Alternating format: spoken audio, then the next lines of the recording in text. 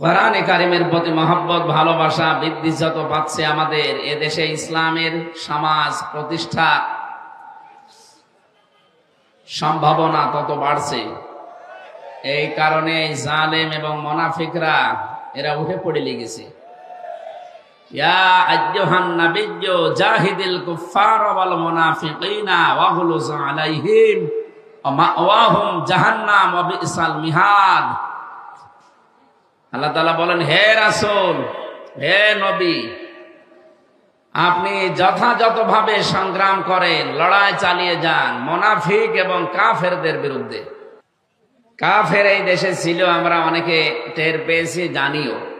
তো মুনাফিক যে ছিল আমরা অনেকে ধরতে পারতাম না। মুনাফিকের সম্পর্ক তো অন্তরের সাথে, এটা তো আর প্রকাশ পায় না। তো অনেকে এখন মুনাফিকের যে আচরণগুলো সেগুলো প্রকাশ করে দিচ্ছে। নবীজি জানিয়েছেন, মুনাফিকের জার পাওয়া যাবে ওই লোকটার ভেতরে যে কথা বললে মিথ্যা কথা বলে, কারোর সাথে ওয়াদা করলে ভঙ্গ করে, আমানত কিছু রাখলে খিয়ানত করে, আর কারোর সাথে যদি একটু ঝগড়া হয় আগেই গালি দেয়। এই এলাকায় তো এই স্বভাব নেই। মুরব্বী মানুষ দেখি মাঝে মাঝে, আমাদের চাইতেও বড় সন্তান আছে তাদের। এই সমস্ত ছেলেদের সামনে, মেয়েদের সামনে এই মুরব্বী মানুষটা তার স্ত্রীকে একেবারে মুখ ছেড়ে দিয়ে গালি দিচ্ছে। এখন তার ছেলে আর মেয়ে, যে প্রাপ্তবয়স্ক যারা দাঁড়িয়ে আছে, ওরা যদি আপনাকে ধরে এখন পিটায়, আপনার লজ্জা করে না এত বড় ছেলে মেয়ের সামনে তার মাকে গালি দিতে? আপনি মানুষ, স্ত্রীকে ছেলে মেয়ের সামনে গালি দেন কারা? হাত তোলেন তো। আমার মনে হয় এটা এখানে বলা ঠিক হইল না। এই এলাকায় এরকম মানুষ নেই, আলহামদুলিল্লাহ। মা বোনেরা পর্দার আড়ালে বসে আছে, তারা কিন্তু জানে আপনি গালি দেন কিনা। যদি দিয়ে থাকেন, মনে করবেন যে আপনার ভেতরে মুনাফিকের জার আছে। এই জার দূর করার জন্য এখনই সময়। কারণ মুনাফিক হয়ে যদি কেউ মারা যায়, ও জাহান্নামে যাবে, একেবারে নিচে যাবে। অন্তত অন্য কিছু হয়ে মারা গেলেও তো জাহান্নামের উপরে থাকতে পারতাম। এই জন্য আশা করছি আমাদের যার ভেতরে রোগ আছে, আল্লাহ যেন আমাদেরকে এক্ষুনি বাঁচার তৌফিক দেন। বলেন আমিন। এই জন্য এই একজন আজানের জবাব দিয়ে দেন তো, একজন দিয়ে দেন, আদায় হয়ে যাবে। অনেক মানুষ আমরা দেখতে পাচ্ছি এদেশে কাফের, মুনাফিক যা নাম বলা হয়, দিন দিন কোরআনের প্রতি আকর্ষণ বাড়ছে, আর এদের শত্রুতাও বিভিন্ন কায়দায় রূপ নিচ্ছে। আল্লাহ পাক জানিয়েছেন, ইযা জাআ নাসরুল্লাহি ওয়াল ফাত ওয়া রাআইতান নাসা ইয়াদখুলুনা ফি দীনিল্লাহি আফওয়াজা। যখন আসবে আল্লাহর সাহায্য, তখন আপনি বিজয় দেখতে পাবেন। এই 54 বছর চলছে এই দেশটা স্বাধীন হওয়া, আল্লাহর সাহায্য আমরা পাইনি, এজন্য বিজয়ও দেখতে পাইনি। জুলুমের মাত্রা যখন একেবারে পরিপূর্ণ হয়ে গেছে, আল্লাহ তখন মনে হয় সাহায্য পাঠিয়েছে, আর আমরা বিজয়ও হালকা পাতলা দেখতে পেয়েছি। বিজয় যদি কোনো এলাকা ইসলামের হয়, তার ভেতরে অন্যতম নিদর্শন এই, আপনি বুঝবেন যে এইটা পেলে বিজয় আসতেছে। ওয়ারাআইতান নাসা ইয়াদখুলুনা ফি দীনিল্লাহি আফওয়াজা। দলে দলে পালে পালে মানুষ ইসলামে প্রবেশ করবে। প্রশ্ন আসতে পারে, এতদিন ইসলামে ছিল না? আরে ভাই, নামে ছিল। 96% মুসলমান এদেশে, আমরা অনেকে নামে আছি। কিসে আছি? নামে। ওই মুসলমানই দেওয়া আছে শুধু, অথবা আদমশুমারিতে আছে, ভোটার আইডি কার্ডে আছে, এই এতটুকু পর্যন্ত ছিল। কিন্তু ইসলাম বুঝে, ইসলাম বোঝার পরে মানুষ ইসলামে দলে দলে পালে পালে আসে। এই নিদর্শন এই 54 বছরে আমরা পাইনি, এখন যেটা দেখতে পাচ্ছি। আপনি আগস্টের 5 তারিখের আগের জরিপ দেখবেন, ইন্টারন্যাশনাল জরিপগুলো, সর্বোচ্চ 100 জনের 15 জন মানুষ চাইতো এ দেশে ইসলাম কায়েম হোক, কোরআনের বিধান চালু হোক। মাত্র 100 জনের 15 জন, অথচ এই 5 মাসের ব্যবধানে এই দেশে এখন 100 জনের 58 জন মানুষ চাচ্ছে দেশে কোরআনের বিধান কায়েম হোক। 5 মাসে কি বেড়েছে না কমেছে? কত বেড়েছে আপনি টের পাচ্ছেন? কোরআনের এই আয়াতটা যে 100 ভাগ সত্য, এটা তার প্রমাণ। দিন যত যাবে আপনি দেখবেন দলে দলে মানুষ ইসলামে আসবে। আন্তর্জাতিক কিছু চাপ আছে, এগুলো যদি আমরা কাটিয়ে উঠতে পারি আমাদের ঈমান এবং আমলের উপরে ভিত্তি করে, আল্লাহর ওয়াদা, আল্লাহ এই দেশে ইসলাম কায়েম করে দেবে ইনশাআল্লাহ। ওয়া'দাল্লাহুল্লাযীনা আমানু মিনকুম ওয়া আমিলুস সালিহাত লা ইস্তাখলিফান্নাহুম ফিল আরদ কামা ইস্তাখলাফাল্লাযীনা মিন ক্বাবলিহিম। আল্লাহ তাআলা বলেন আমি ওয়াদা করলাম। বলেন তো ওয়াদা কার? এটা তো মিথ্যা হওয়ার সম্ভাবনা আছে। হ্যাঁ, আল্লাহ বলেন ইন্নাল্লাহা লা ইউখলিফুল মিআদ, আমি যদি কোনো ওয়াদা করি কখনো ওটা ভঙ্গ করি না। সরাসরি ওয়াদা করছেন কে? আরো জোরে। আল্লাহ বলেন আমি আল্লাহ নিজে, ওয়াদাল্লাহ, আমি নিজে ওয়াদা করছি। আল্লাযীনা আমানু মিনকুম, তোমাদের ভেতরে যারা ঈমান আনবে, ওয়া আমিলুস সালিহাত, আর এই দাবি অনুযায়ী যারা আমলে সালেহ নেক কাজ করবে। আমি এই যে আকিজ গ্রুপের মাহফিল ছিল কিছুদিন আগে, এখানে আমলে সালেহের প্রতি একটা ছোট্ট ব্যাখ্যা দিয়েছিলাম। আমলে সালেহ বলতে আমরা অনেকেই মনে করি নামাজ, রোজা, দান, সাদগা, দাড়ি রাখা, এগুলো আমলে সালেহ, ভালো কাজ। আরে ভাই, সালেহ শব্দের শাব্দিক অর্থ হচ্ছে যোগ্য। সালেহ মানে কি? এটা কিন্তু রেকর্ড হচ্ছে, সারা দুনিয়ায় যাবে কালকে। এখানে আমার সামনে মাত্র এই 10,000 মানুষ না, এখন 18 কোটি মানুষ আমার সামনে বসে আছে। যশোরের নাম হয়তো এই রূপদিয়া, যশোর হয়তো বাংলাদেশে চেনে, রূপদিয়া অনেকেই চেনে না। কারিমের অনুষ্ঠানের কারণে কালকে তামাম দুনিয়ায় জানবে যে যশোরে রূপদিয়া বলে একটা জায়গা আছে। আল্লাহর কোরআন যেমন প্রচারিত, রূপদিয়াও প্রচারিত হয়ে যাবে ইনশাআল্লাহ। কি বুঝলেন? সালেহ মানে শুধু নামাজ, রোজা, হজ আর যাকাত না, শুধু জিকির আজগার না, নামাজের পরে শুধু মিষ্টি খাওয়া, এটাই সালেহ না। সালেহ মানে যোগ্য। সালেহ মানে কি?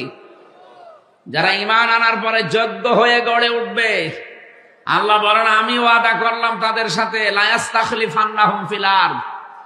লামে তাকীদ নুনে সাকিলা, এখানে আলেম যারা আছে তারা জানে, 2 বার গ্যারান্টি দিচ্ছেন। আল্লাহ বলেন আমি গ্যারান্টি দিয়ে বললাম জমিনের শাসন ক্ষমতা তাদেরকে দিয়ে দেব। কেমন করে দেব? কামাস্তাখলাফাল্লাযীনা মিন ক্বাবলিহিম, তাদের পূর্বে যেমন দিয়েছিলাম এদের মতো করে দেব। আমাদের পূর্বে যারা ঈমান এনেছিল, ঈমানের উপরে টিকে ছিল, আপনি তাকান তাদের দিকে। হযরতে জাকারিয়া ঈমানদার না বেঈমান? আরো জোরে বলেন। ঈমানের উপরে টিকে থাকতে গিয়ে তাকে ছিঁড়ে ফেলেছে, তারপরও তিনি ঈমান ত্যাগ করেননি। সুতরাং আমাদেরও যদি ওইরকম সামনে অবস্থা আসে, ঈমান আনার পরে যদি আমরা টিকে থাকতে পারি, মাস্ট বি আপনি আল্লাহর আয়াত বিশ্বাস করে নিতে পারেন, আল্লাহ জমিনের শাসন ক্ষমতা আমাদের দেবেন। যোগ্য হওয়া লাগবে। যে জায়গাটা চালানোর জন্য শিক্ষা দরকার এবং প্রশিক্ষণ দরকার। শিক্ষার প্রশিক্ষণ নিয়ে যদি আপনি সত্যি ওই জায়গা পর্যন্ত যেতে পারেন, মহান আল্লাহ অবশ্যই আপনাকে জমিনের কিছু দেখাবেন। 55 বছরে আমরা হয়তো শিক্ষা বিভিন্ন জায়গায় বিভিন্ন রকম পেয়েছি, কিন্তু প্রশিক্ষণ নিয়ে যোগ্যতা সম্পন্ন আমরা অনেকে হতে পারিনি। এই জন্য আল্লাহ জমিনের শাসন ক্ষমতা আমাদের দেয়নি। কথা বোঝা যাচ্ছে? আল্লাহর ওয়াদা সত্য হবে ওই সময় যখন আমাদের ঈমানের দাবি অনুযায়ী আমরা যোগ্য হব। আল্লাহ প্রত্যেকটি জায়গায় দিক আর বিভাগে যেন যোগ্যতা সম্পন্ন মানুষকে আল্লাহ তৈরি করেন এবং এই জমিনে শাসন ক্ষমতা আল্লাহ ঈমানদারদের হাতে যেন তুলে দেন। সামনে যেন আমরা দেখতে পাই যে রাষ্ট্রীয়ভাবে দেশে নামাজ চলছে, নামাজের ওয়াজ যেন করা না লাগে, রোজার ওয়াজ যেন করা না লাগে, যাকাতের ওয়াজ করা লাগবে না, মানুষ নিজে এসে যাকাত রাষ্ট্রের কাছে দিয়ে যাবে। কথা বলেন ঠিক কিনা? ওরকম একটা সমাজ আমরা চাই না। শান্তি, স্বস্তি, নিরাপত্তা নিয়ে মানুষ থাকবে। কয়েকদিন আগে আমিরে জামাত ডাক্তার শফিকুর রহমান হাফিজাহুল্লাহ উনি গিয়েছিলেন গাইবান্ধা। এক হিন্দু পুরোহিত ঠাকুর ওনার আগে বক্তব্য দিচ্ছিল, দেখলাম সে বলছে আমি একটা হিন্দু মানুষ, আমি ঠাকুর। কিন্তু আগস্টের 5 তারিখের পর থেকে আমরা এদেশে সবচাইতে বড় নিরাপদে আছি। আমরা আরো নিরাপদে থাকবো যদি এই দেশে আল্লাহর কোরআনের আইন চালু হয়। একটা হিন্দু মানুষ বুঝে ফেলেছে, কারণ 54 বছর শুধু দেখছে আল্লাহর আইন বাদ দিয়ে মানুষের তৈরি করা নিয়ম নীতি দিয়ে শান্তি তো দূরের কথা, শুধু অশান্তি দিনের পর দিন বাড়ে। কথা বলেন না কেন? সুতরাং আমরা ওনারা যদি দেখতে চাই হিন্দু হয়ে, আমরা মুসলিম যারা এটা দেখতে চাই না? কথা বলেন। চর্ম চোখে যেন দেখে যেতে পারি যে আল্লাহর কালাম দিয়ে 56,000 বর্গ মাইল চলছে। বলেন আমিন। সুতরাং যে আল্লাহ আমাদেরকে এখানে নিয়ে এসেছেন কোরআনে কারিমের কিছু শোনার জন্য, সামনে যেহেতু বিজয়ের একটা সম্ভাবনা আমরা দেখতে পাচ্ছি, আয়াত অনুযায়ী মানুষ যেভাবে দলে দলে পালে পালে আসতেছে, আন্তর্জাতিক চাপ গুলো যদি একটু কমে যায়, আশা করছি সামনে এ দেশটা হবে কোরআনের দেশ। এটা দেখে মরার ইচ্ছা আমাদের আছে না? ইনশাআল্লাহ দেখতে পাবো। দরুদ আর সালাম পাঠ করছি নবী মুহাম্মদুর রাসূলুল্লাহ সাল্লাল্লাহু আলাইহি ওয়াসাল্লামের প্রতি। নবীজি একবার পাহাড়ের পাদদেশে হঠাৎ ঘুমিয়ে পড়েছিলেন। বিশ্বনবী লক্ষ্য করে দেখলেন একজন কাফের তরবারি নিয়ে এসে নবীজির মাথার উপরে ডাক দিয়ে বলে, মুহাম্মদ, আমার হাত থেকে তোমাকে কে বাঁচাবে? নবীজি তার স্বভাব সুলভ কণ্ঠে জবাব দিয়ে দিলেন, আমার আল্লাহ আমাকে বাঁচাবে। আমাদের মুখ দিয়ে কিন্তু এই কথা সহসায় অত বিপদে আসার কথা না। কি ওইরকম বিপদে যদি আমরা পড়ে যেতাম, আমাদের মুখ দিয়ে হয়তো বের হয়ে যেত যে কে বাঁচাবে, মানে আপনি আমার বাপ, আপনি আছেন না। নবীজি সহজ সরল ভাষায় যেন তার স্বভাব সুলভ কায়দায় জবাব দিয়ে দিলেন, আল্লাহ আমাকে বাঁচাবে। সঙ্গে সঙ্গে ওর হাত থেকে এই যে তরবারি যেটা, এটা কাঁপতে কাঁপতে গেছে পড়ে। নবীজি তুলে নিলেন, ডাক দিয়ে বললেন, আল্লাহর বান্দা, আমার হাত থেকে এখন তোমাকে কে বাঁচাবে? ওই যে আমাদের মতো জবাব ও দিয়ে দিয়েছে যে আপনি। এ পৃথিবীতে যে যেই কাজে অভ্যস্ত বেশি, বিপদে পড়লে ওই নামটা আসে বেশি। আপনি চলতে ফিরতে গিয়ে দেখবেন হঠাৎ যদি হুসুটকে পড়েন, বাবার নাম বের হয়, মায়ের নাম বের হয়। কথা বলা দেখেন, যে মানুষগুলো আল্লাহর জিকির নিয়ে ব্যস্ত থাকে, ওর মুখে কিন্তু বাবা মার নাম পাবেন না, দেখবেন আল্লাহর নামই এসে গেছে। তাহলে আমাদের এই সেহব্বাটা অন্তত ভিজিয়ে রাখা দরকার, বাবা মার নাম নিয়ে না, আল্লাহর। সব সময় আমি নিজে সহ আজকে আমলটা জারি করে দেবেন, যেখানেই থাকেন, চলতে ফিরতে উঠতে বসতে শুয়ে আছেন, ঘুম আসতেছে না, নারী হোক আর পুরুষ হোক, বলবেন আস্তাগফিরুল্লাহ, আস্তাগফিরুল্লাহ। টেনশন থাকে মানুষের মাথার উপরে, বিভিন্ন টেনশন, এগুলো আমার আল্লাহ নিজের থেকে দূর করে দেয়। তাহলে আজকে থেকে সব সময় আমলটা করা যাবে না, যখন সময় পান মনে আসলেই যেন বের হয় আস্তাগফিরুল্লাহ, আস্তাগফিরুল্লাহ। ইস্তেগফারটা আল্লাহর কাছে এত দামি, এত প্রিয়। মানুষ যখন ইস্তেগফার পড়তে থাকে, রব্বুল আলামিন বলেন আমার আরশ পর্যন্ত তার উপরে খুশি হয়ে যায়।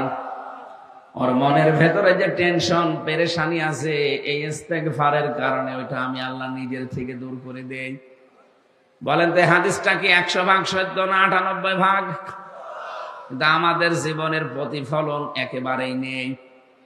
আন্দাজে বসে আছি, আর মনে হয় কিছুই পড়ি না। না, এইটা পড়বেন, মনে থাকবে ইনশাআল্লাহ। আজকে নারী আর পুরুষে এই আমলটা বাড়ি নিয়ে যাওয়া লাগবে, যেখানেই থাকেন। শুধু প্রসাব পায়খানা বাদ দিয়ে, শুধু এই জায়গাটা বাদ দিয়ে যেখানেই থাকবেন, সব সময় মুখ দিয়ে যেন আপনি পাক থাকেন, না পাক থাকেন, অসুবিধা নেই। না পাক পাকে বাঁধবে না, আপনি পড়তেই থাকবেন সব সময় আস্তাগফিরুল্লাহ, আস্তাগফিরুল্লাহ, আস্তাগফিরুল্লাহ।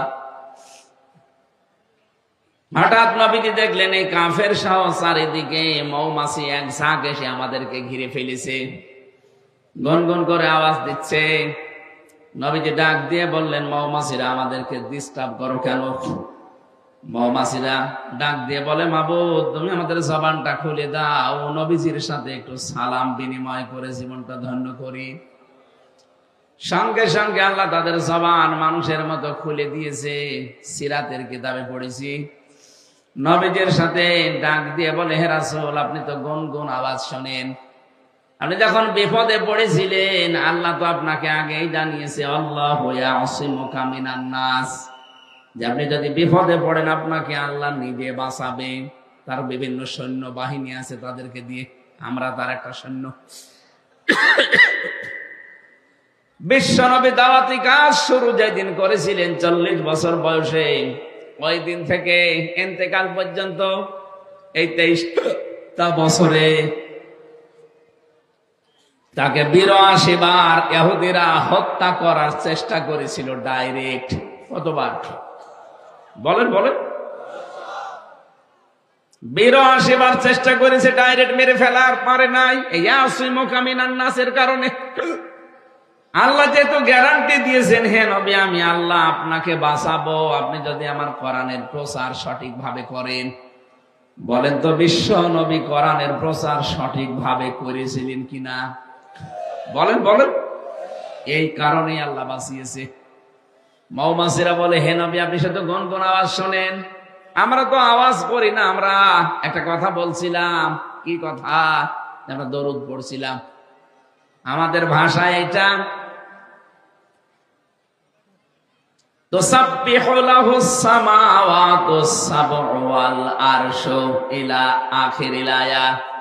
রব্বুল আলামিন বলেন তাদের ভাষা হয়তো তোমরা বোঝো না,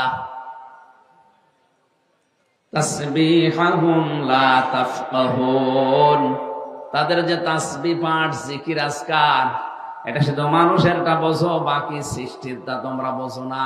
কিন্তু দুনিয়ায় এমন কোন সৃষ্টি আমি করি না যারা আমি আল্লাহর জিকিরের অত নেই। এই যে গাছগুলো আপনি মনে করছেন নীরব হয়ে আছে, না, বিকাল বেলা দেখবেন ছায়াগুলো লম্বা করে দিয়ে আমার আল্লাহর জিকির করছে। ওদের জিকিরের ভাষায় ওই রকম। গরুগুলো রাতের বেলা যে জাগর কাটে, মনে করছি ওরা মনে হয় খাবার চিবোচ্ছে, না, ওরা আল্লাহর জিকিরে আছে, ওদের ভাষায় ওই রকম। আল্লাহ আমাদেরকে যে ভাষা দিয়েছেন, আমরা যে কথা বলতে পারি, খালাকাল ইনসানা আল্লামাহুল বায়ান। রাব্বুল আলামিন বলেন মানুষ আমি বানিয়েছি আর তাকে আমি আল্লাহ ভাষা শিখিয়েছি, কথা বলতে সে পারে। পৃথিবীর কোন সৃষ্টি মনের কথাগুলো ভাবগুলো এভাবে আর প্রকাশ করতে পারে না। মানুষ যেহেতু পারে, তারা যেন আমি আল্লাহর নাম নিয়েই ভাষা শুরু করে, অথচ আমাদেরকে ভুলিয়ে দেওয়া হয় আল্লাহর নাম। আজ কত কিছুর নাম আমাদের সামনে চলে আসে, আল্লাহর নাম আমরা সহজে আনতে চাই না। আমি কিন্তু ইঙ্গিত দিলাম, আপনি বুঝেছেন কিনা? এই কথা বলেন না কেন? আমাদের শিক্ষা থেকে শুরু করে আচার ব্যবহার, কথাবার্তারা, লেনদেন, দেখেন আল্লাহর পরিবর্তে অন্য কাউকে আমরা মনে হচ্ছে চাই, আশেপাশে জুড়ে রাখি। আল্লাযীনা আমানু ওয়া তাতমাইন্নু কুলুবুহুম বিযিকরিল্লাহ, আলা বিযিকরিল্লাহি তাতমাইন্নুল কুলুব।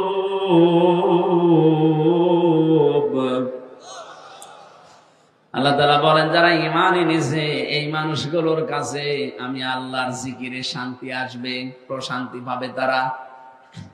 মানুষের অন্তর শান্ত করার জন্য একটা নাম আছে পৃথিবীতে, বলেন তো নাম কি? আরো জোরে বলেন। কোন সময় যখন একেবারে কিছু আপনার হাতে নেই, চিন্তা পেরেশানিতে একেবারে দুনিয়া শেষ হয়ে যাচ্ছে, একটু লম্বা করে সেজদা দিয়ে মনের গভীর থেকে শব্দটা উচ্চারণ করে দেখবেন, অটোমেটিক আল্লাহ যেন অজানা সুখ, অনির্বচন সুখ আপনাকে আল্লাহ দান করবে।